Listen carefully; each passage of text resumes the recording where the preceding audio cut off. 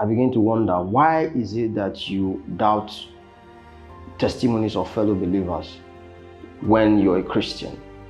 If you don't believe in miracles, how did you get born again? How did you become a Christian? To become a Christian is supernatural. You can't be a Christian if you don't believe in miracles.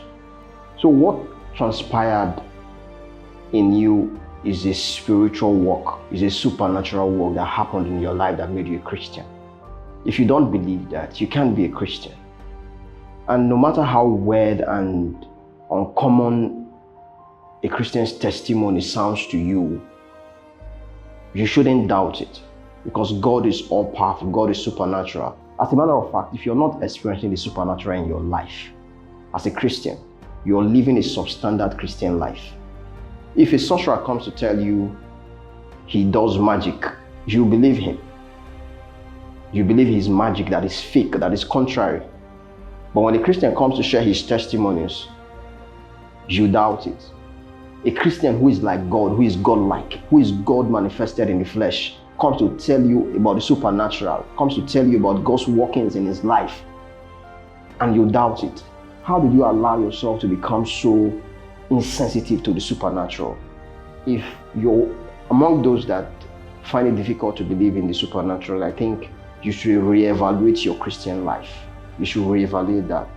It may become so very convenient for people who are Christians to, begin to doubt what they once believed, what they once confessed, because the world is becoming so worldly, and it is very, very easy for a whole lot of people to fall away.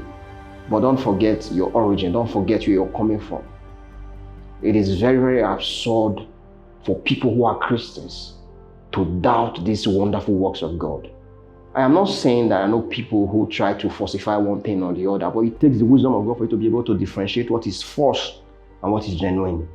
To doubt these miracles is absurd to me, because God can do anything. Have you read the scriptures? If it was in today's world, Daniel comes and says, I was thrown into the lion's den and the lions didn't hurt me, a whole lot of you will doubt him. A whole lot of you will doubt him. A whole lot of you will not believe in Jesus if he had walked in our today's world. Some of you who are Christians, you will doubt him. You will fight him. You will be among the Pharisees and the Sadducees that didn't believe in him.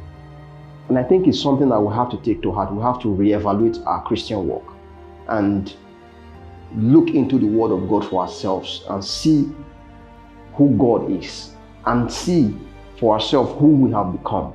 Did you read about Daniel? Did you read about Meshach, Shadrach, and Abednego? Did you see these miracles? And Jesus said to us, greater works ye shall do.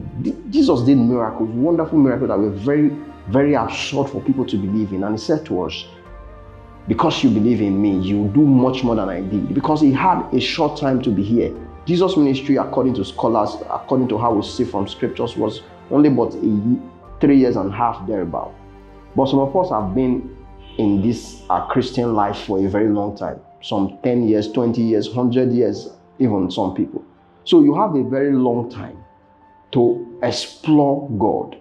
Jesus had only but a short time. And he said, I'm leaving. Now I'm leaving you behind. So you have a longer time to manifest what I did in a 3.5 years. You have the opportunity to manifest it all your life, the moment you believe. And yet you'll find Christians doubting this promise that Jesus gave to us,